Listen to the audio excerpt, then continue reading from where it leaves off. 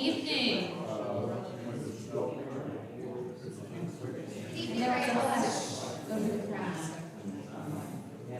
All right, good evening, Redeemer family. Welcome back to our fourth supper and conversation as part of our Lenten Series, Who is My Neighbor? Tonight, we are joined by Anthony Gaboto, Jr., who is the current Individual Ministries Coordinator at Richmond Hill. Many here may already be familiar with Richmond Hill, which is an ecumenical Christian fellowship and residential community serving as stewards of an urban retreat center within the setting of a historic monastery. A little less known is the Urban Service Corps. Our guest speaker, Anthony, served this nonprofit by mentoring students at Armstrong High School in East Highland Park and by living in an intentional community. Anthony was a Baptist minister, but he is currently in the process for ordination in the Episcopal Diocese of Virginia. He holds a Master's of Divinity from Union Theological Seminary in New York and a Master's of Theology from Emory University in Atlanta. And I learned just now that he's going to VTS in the fall and will be joining Tally Bandisek, who is our parishioner who will be going there as she journeys in her ordination discernment. So tonight we're in for a real treat, and please join me in giving a hand to our guest speaker, Anthony. Good evening. I'd say let's open with prayer, but then I start preaching. Go ahead. So thank you for the invitation, Grace and Redeemer, Steve for helping me out. So we'll leave any Q&A towards the end, but real quick, how many folks are familiar with Richmond Hill? Okay, so I'll say some of, pretty much Grace explained it in a nutshell. It's an ecumenical retreat center. Can you please speak closer to the microphone? I sure can. Richmond Hill is an ecumenical retreat center in Richmond, specifically in the Churchill area. So some brief history, thank you, about Richmond Hill. It was, originally it was Native American land, and the first person who took over the land was a person by the name of Richard Adams, actually, not William. And he was somebody who was in the military and became a prominent Virginian and passed it down through his family until eventually a guy by the name of Richard Wilkins took it over. This was like by the mid-1800s. Of course, by this time the Civil War was going on, and the story goes that his son was actually watching the city burn from, oh, that was very, That's all right. that was well, I love the timing of it. Let there be light. So he was watching the city burn as the Union soldiers were coming into Richmond. And around that time, the Diocese of Baltimore, the Catholic Diocese of Baltimore, ended up sending some nuns to pray over the city. They established a monastery there and a girls' school called Monte Maria. And that was there for pretty much 100 years, and they continued praying over the city from the mid-1800s to the mid-1900s until roughly around 1980s, late 1980s. Some of you may have heard of Reverend Benjamin Campbell over there at St. Paul Episcopal. He and some other faith-based organizations, Catholics, Baptists, got together and they basically started Richmond Hill. So one of the key tenets of Richmond Hill is it's ran on Benedictine Rules. As some of you know, St. Benedict was one of the first people to bring monasteries to the Western Hemisphere. Of course, St. Anthony was the one who found monasteries in Egypt. Some of the rules that you'll find in Benedictine communities across the world is humility, simplicity, stability, obedience, prayer. And then usually, depending on the community, they might have several other rules that you might not find at another community. And so at Richmond Hill particularly, we have ecumenism. So you have everything from Catholics, Episcopalians, Baptists, Presbyterians, all in one area, all in one community, worshiping on a set of beliefs, obviously centered on Christianity. Also, racial reconciliation is one particular aspect of Richmond Hill that stands out as a Benedictine rule, specifically in Richmond Hill. which I'll talk more about in a few. So prayer at Richmond Hill, what does that look like? It looks like me getting up 7 o'clock every day. So 7 o'clock, noon, and 6 p.m. is when we have our prayers. It's every day. And this tradition has been going on hundreds of years, really, ever since the nuns left, who were also praying over the city. We also have spiritual development. And so that is when we have spiritual directors for people who are looking not necessarily for counseling, and also not for therapy. It's kind of like a middle ground for folks who are looking for discernment or direction from God or guidance. Hospitality, and what that looks like is we usually have and it's really besides donations, the way we stay in business is through hospitality, specifically hosting nonprofit organizations, churches, faith-based organizations, and individuals who want to come there to get away from the city. And the interesting thing about Richmond Hill is even though we're centered in the middle of the city, if you've been there, it feels like you're not in the city. Of course, you'll hear the occasional siren or random dog barking, but besides that, it does feel like a place away from the city. And then racial reconciliation, which has been very challenging, as most everybody knows, the past couple of years. When you have so many different people in a community, ranging from conservative to liberal to progressive, libertarian, and all places in between, racial reconciliation can look like a lot of different things for a lot of different people. And for us, it's been, one aspect of it has been living in intentional community with people who don't look like us, right? Intentionally living with people who have different backgrounds from one another. And it's challenging, but we believe that it's important work, and most of the work that we do at Richmond Hill is based on that. Not necessarily just living together, but working and talking and finding out how can we move together as a community, believing that until we have constructive dialogue between one another, then that's the only way we believe society will, in essence, better itself.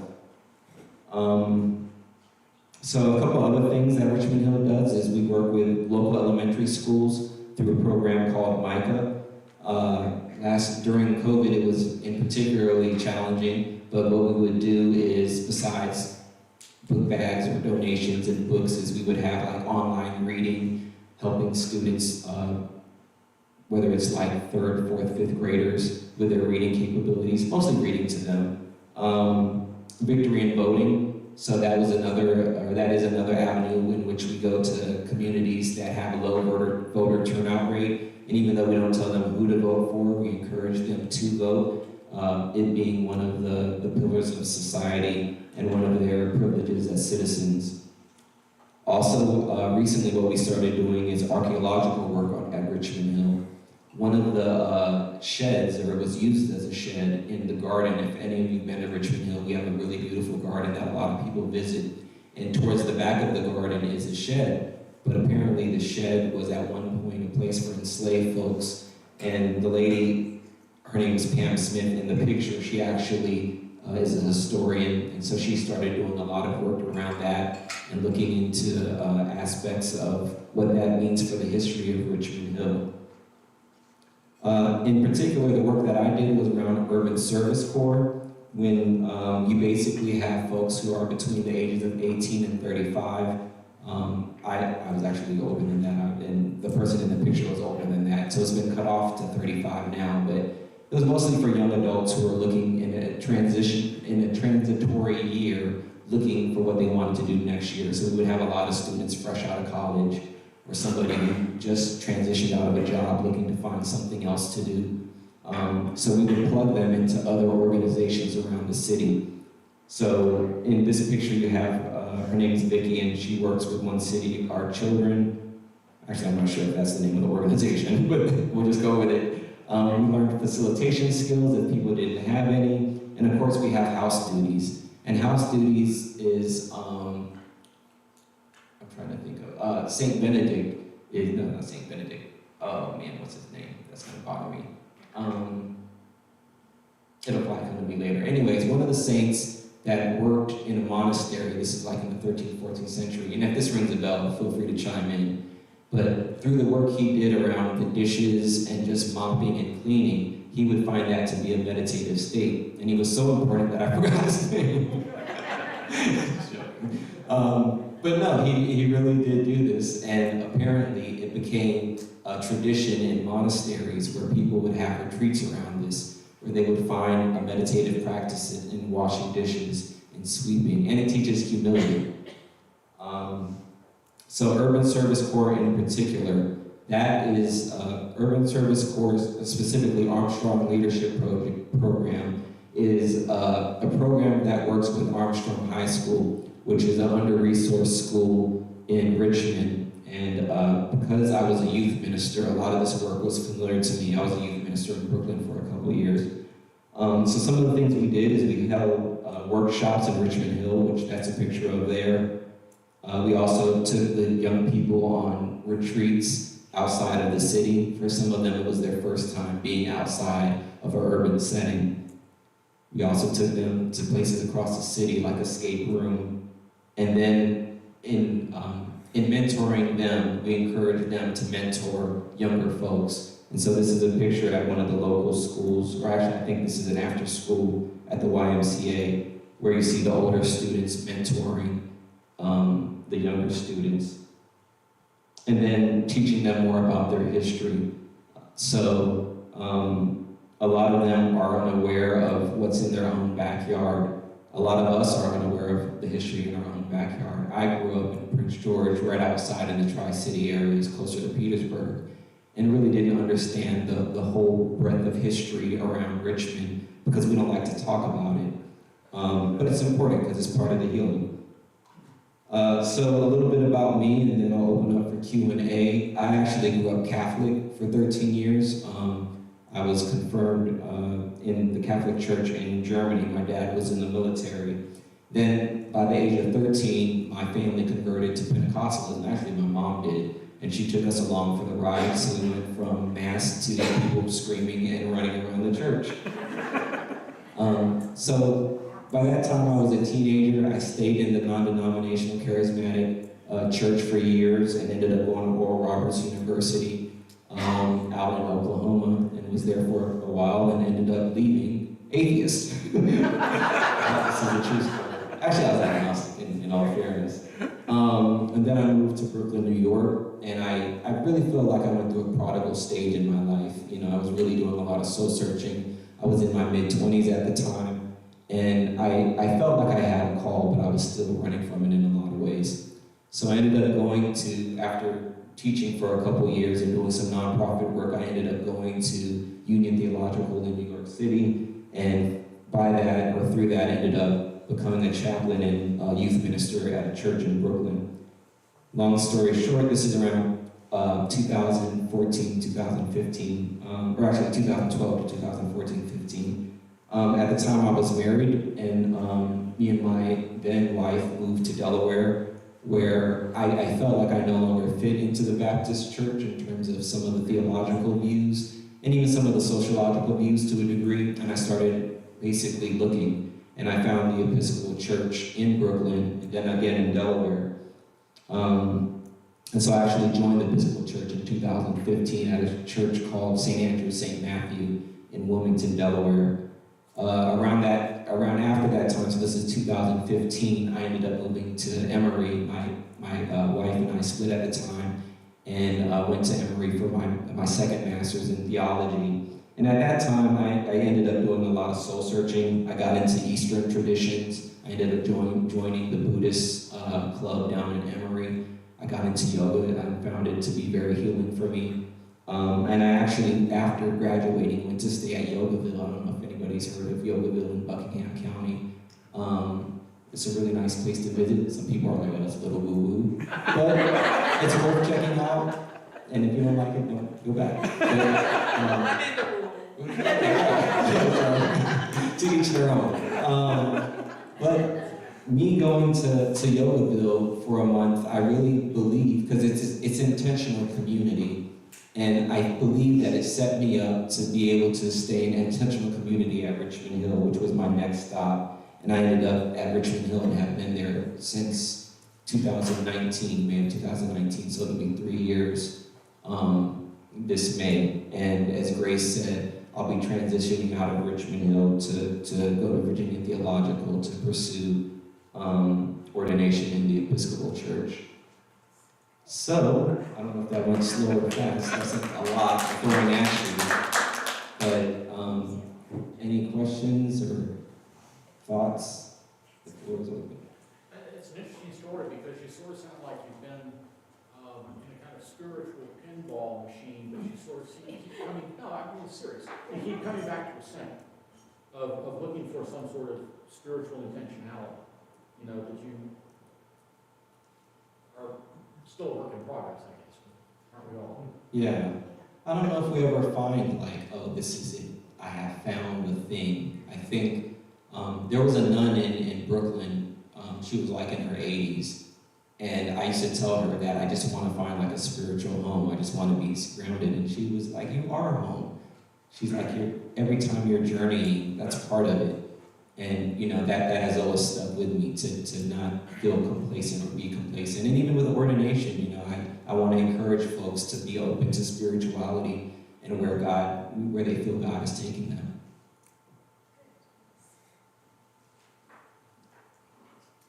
Can you tell us about a typical day? Can you speak up, please? Could he give us a rundown on a typical day in this community at Richmond Hill?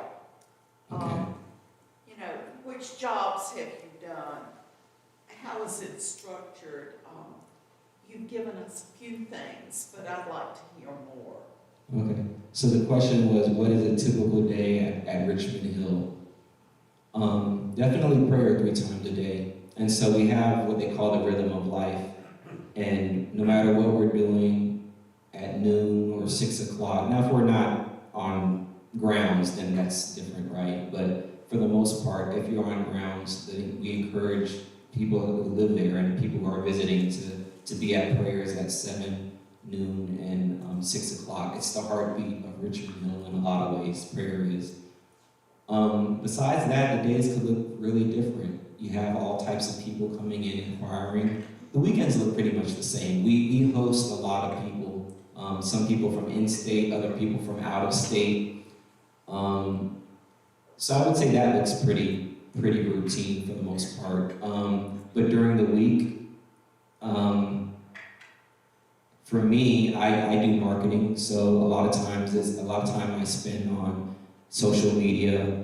I do editing, and so like I relate to Steve and the work he does. Like we had to adjust like everybody else during COVID and these, you know, crazy times, and so we had to adjust as a community. How are we going to like make sure that we're safe, but also still reaching out to people who might feel isolated or alone during this time? And as the tech person / marketing person, that fell on me and the communication team. Lately, I don't know if anybody knows, if you stayed at Richmond Hill before, you've probably spoken with a Deborah Kennedy. She's the person who used to do individual retreat hosting. And so she ended up transitioning out, and I took her position. And so anytime somebody comes and wants to inquire about, hey, how do I have a silent retreat? How do I just want to get away? I need some time alone. Then I would put them in contact with either a spiritual director or find out days and times in which we could work that out. But it's really different. There's a consistency to it, but at the same time, you kind of never know what comes up. You know, we are in the middle of the city, and you know there are some adventures I could tell you about, but I won't tell you about. Maybe you all have seen, but it's an interesting place for sure. When you say host retreats, when people come, what do they do? Do they stay for 1 night or 2, or? And it sounds like you have group retreats and then individual too. Correct. So the question is, what do we do in terms of the retreats that we have? So for individual retreats, it's usually silent retreat. People, especially with our generation, right? We have cell phones, television. There's just so much stimulation. And what people find if they actually turn their phone off when they get there is a reprieve, a calmness, and a centering and a grounding that we take for granted because we're bombarded with information and stimulation all the time. So the vast majority of people who do individual retreats, that's usually why. Group retreats, it can run the gamut. The diocese, the Episcopal diocese actually, when they do discerning for new potential diaconate or priesthood, people looking to join the priesthood, it's through Richmond Hill. They also go to Rosslyn, but it's one of the two. It's just different reasons. It's usually church retreats. We get a lot of different churches that come there. We also have nonprofits though that come because they find it to be a peaceful place. But it runs the gamut in terms of why people are coming.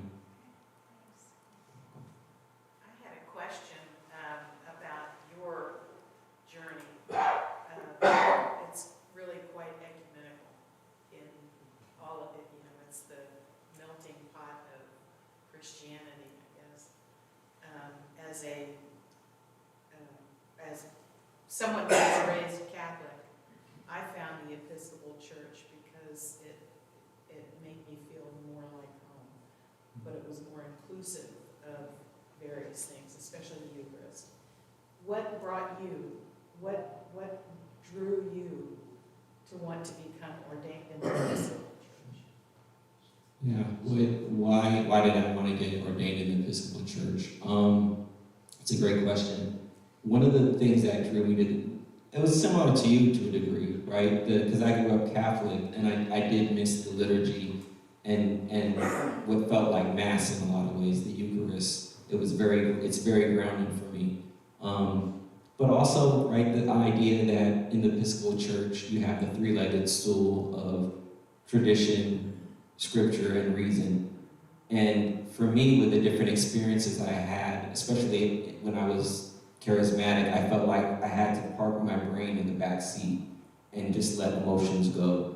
Where now I believe there's a place where I can show my emotions, but also I'm bringing my full logic, all my rationale to my belief system and wrestling with God, with the text, with folks, and hoping that they would do the same with their experience of faith, because I really believe it's through tension, right? And it's all through the Bible, right? Like, run this race, or, become refined through gold, right? Which is through the fire. So it's this idea that in order for us to grow, it's going to take tension. I mean, we come through our mothers, right? Literally pushed out into the world, and I don't think that ends. And so anyways, so the using my mind is very important for me, and I find that, but it's not as important as my heart. And I think that there could be a balance between that. And I'm intrigued by people like Jack Spahn, right? But also Desmond Tutu. And just, like, this is the breadth of people who have gone through this tradition. Yeah. We had a retreat in 1992, Vesta did a retreat at Richmond Hill. Well, I've been down there and looked, and should I say I went on a garden tour to see the gardens, and I thought, this is an amazing place. And we actually did go to the noon service and had lunch there in the refectory, and it was, I kept thinking, we need to take a vestry down there or take a group down there. And it truly feels like a different place. It does not feel that you're up in Church Hill, because it's surrounded by trees and greenery and it's peaceful. Absolutely. Yeah. Well, you're always welcome back.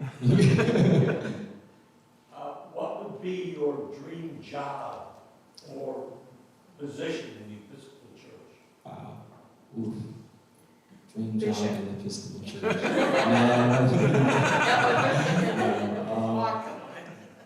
I don't know, honestly. That's a great, I mean, if I'm honest, I don't know. I think I need more experience in parishes. When I was a Baptist minister, as some of you know, behind the scenes church is not the same as in front of the scenes church, right? And so the pressure that has on folks is immense. And I honestly believe it's one of the reasons we're losing a lot of people. Priests are what, like the number one people in terms of suicide vocationally. There's a reason for that, right? And so, but, you know, I would be a hypocrite to not say that there's that tension again.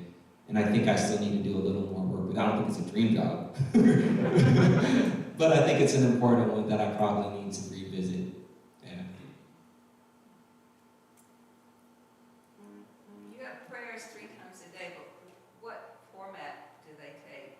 And, you know, I mean, in the Episcopal Church, you know, we've got so many prayers in our prayer book, but what does Richmond Hill do? What does it look like? Yeah, right now we're doing, since I've been there, we've been using the Book of Common Worship. So that's the Presbyterian version of the Book of Common Prayers. And we start with a prayer, a scripture reading, prayer, another scripture reading, actually a psalm, and this is the morning prayer, a psalm, a scripture reading from the gospel, followed by a canticle, and then prayers for the city, which looks different every day. And so one day, and it's like about a 10-minute prayer, and so one day we might pray for rivers, reservoirs, lakes, the Chickahominy, the Appomattox. The next day, Martin Luther King School, Peter Paul Center. It just runs the gamut. And this is for years of folks trying to think of different areas in metropolitan Richmond that need spiritual tending to through faith, pretty much. But it also looks different, which I won't go through, from the morning prayer to the afternoon prayer, and then the evening prayer. Somebody usually has like a 5-minute reflection on one of the rules, whether it's like simplicity, humility, or one of the 12.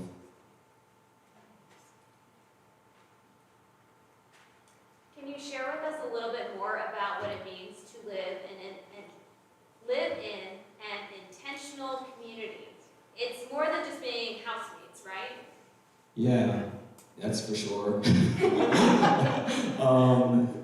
Intentional community is basically, for Richmond Hill, coming together with the shared purpose of living with, like I said earlier, living with folks who did not grow up the same way as one another, but also believing that we are more representative of the kingdom of God. And as I said earlier, that comes with challenges. And you have age difference, it's not just race, right? You have age differences, political differences, and little differences such as, you should probably wash your dishes, right? Well, I'll wash it later, right? But you have 12 people there, that becomes a source of tension at times. But there's this deep commitment and this deep love towards one another, where since I've been there, I've learned so much about marriage, right? Like I went through a divorce in 2016 and moved in Richmond Hill in 2019. And I was able to see the behind the scenes of some of the couples that live there, because we're not a celibate community. There's married couples that live there, and we're not cloistered, so we're able to go in and out of the community. But seeing some of these married, they're not perfect, and I don't know what's going on necessarily behind their apartment, but I've seen enough behind the scenes to realize, wow, this is a blessing to see other married couples and how they're making it work. And some of them are on their first and only marriage, and others of them on their second or third marriage. So yeah, I don't know if I completely answered it, but that's some of so another thing is also people, in 3 years, I've seen people experience death, sickness. They've seen different experiences that I've gone through, and we went through COVID, right? Where nobody knew what was going on, and I think that strengthened us in a lot of ways. but it also like challenged us in a lot of ways because we were stuck together with one another and all the time, even more so than before. And so we had to adjust to that as well, just like everybody else had to adjust to it in their own way. Can I ask you guys some questions? Where do you guys feel that you're at as a church right now? I know that's a broad question. I think that we are on a rocket that's starting to take off. We're anticipating getting out there and looking down, and our rocket is shaking a little bit. And I think we're not sure if we're shaking with excitement, or maybe a little scared, but maybe both.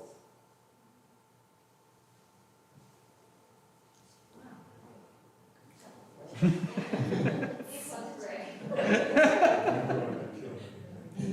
look like a mic drop. That was deep. Too deep for my brain. Any other thoughts or feelings? I think we're at an anxious time right Anxious. now. Yeah. We've just come through COVID and now the things we're having to deal with. And I think it's very anxious. I think we're a very caring church, and that we care about our fellow parishioners. We don't just walk in the morning, hi, and then we leave, and that's the last time we ever think about them until we see them the following week. I think that we actually care about one another and their lives, and in turn, help one another that way. And I think that, Peggy, that's one of the big strengths that helped us through our search committee and everything. We stayed a strong parish because of each other and the love that we all have for each other. I mean, we're family, we're not just church members, Yeah. we're family.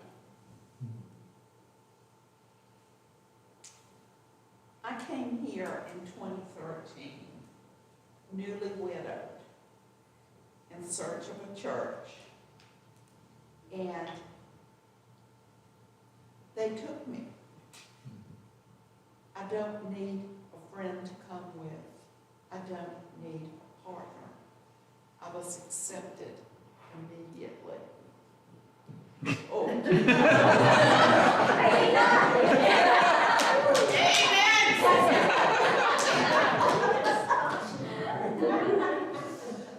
That is really annoying. I think I'm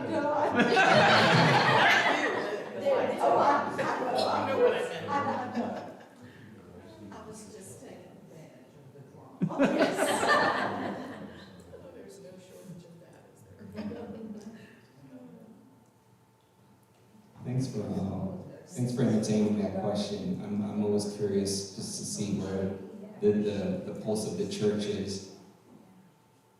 Any other questions or? I have a question, but it's more towards parishioners here.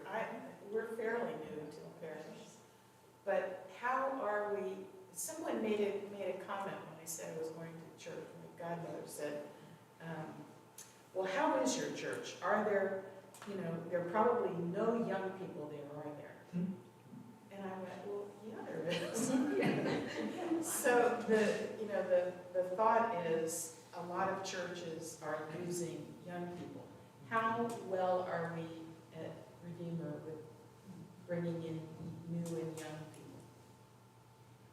Anybody want to answer? As the guy who stands at the back at every service, I can tell you, I can't think of a week in the past year where we have not had a new family of some sort.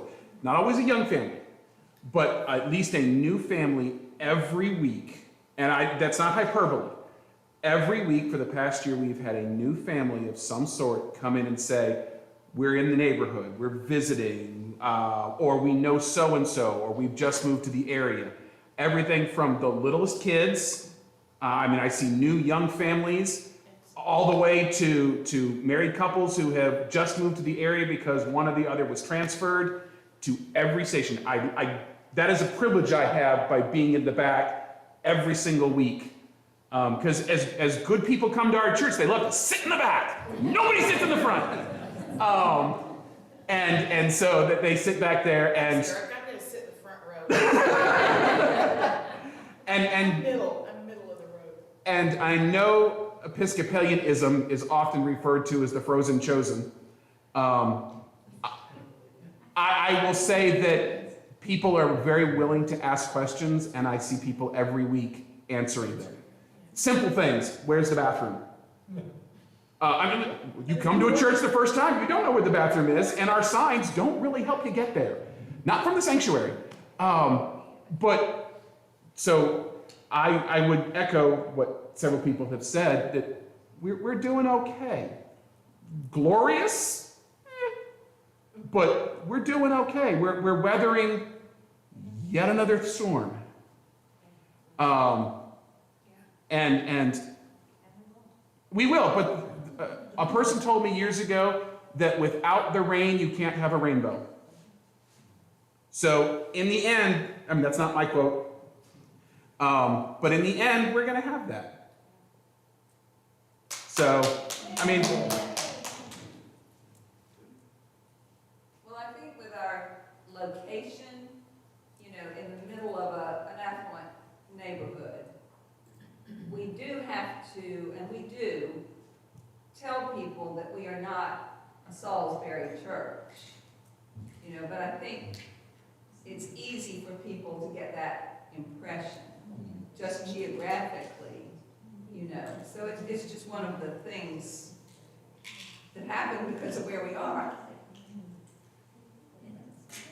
And to put the numbers on it, I mean, I have the attendance in front of me. We're, the end of March, so 1 quarter in.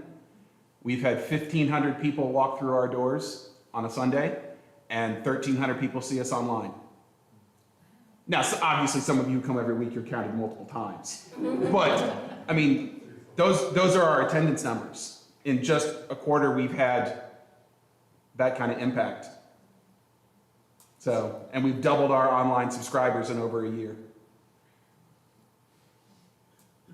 There are a lot of good things happening at Redeemer. This place is really special. It has really fertile soil because a lot of people here have been tilling it over the years and over the decades. And I am fully believing, and it is my prayer, that we will see that rainbow, maybe from space, but that the good that is happening here will continue. That these families keep showing up. I mean, you were very, generous with just one family showing up at least once a week. Yeah. We have many that show up sometimes on any given weekend. But there are a lot of people who see this as a place where they want to join and a place where they want to be. So I have a lot of hope in the future for what is to come at Redeemer. We've had some really good formation classes, and Grace is has been instrumental in that. But we've done the Way of Love. We've done one on civil discourse, and others, evangelism, in the Episcopal Church. So I think, those of us who've gone to those have really learned a lot and had our eyes opened, or our minds, So that's one of the really good things, at least for my husband and me. And we're doing that here too. That's what's Yeah, going on tonight. That's what we're doing. Yeah, absolutely. Well, thanks again for having me. It's been a pleasure.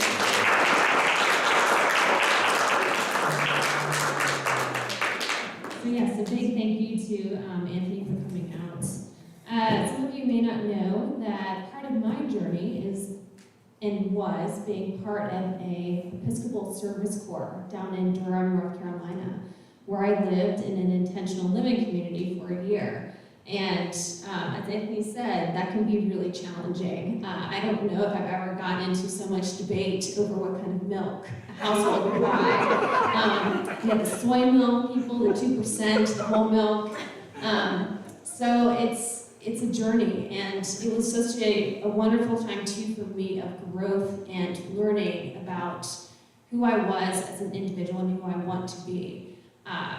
There were 9 people in the group, and I was the only person that looked like what I looked like. It was my first time being the minority in my life, and for a year.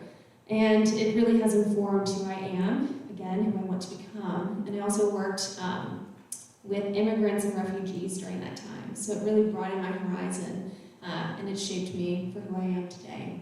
So I'm really grateful that we have some of that here in Richmond, and that we have such a wonderful spiritual resource that maybe a few of us can go and attend. I'm looking at Nancy, maybe the vestry could go at some point for a retreat. But again, just thank you so much, Anthony. All right, thank you everyone. Next week will be our last and final Lenten Supper. We will have the representative from the diocesan offices. His name is Mario, who is the Latinx missioner for our diocese, and that's his title. He'll be coming to speak to us then, so feel free to come on out. I hope to see you then.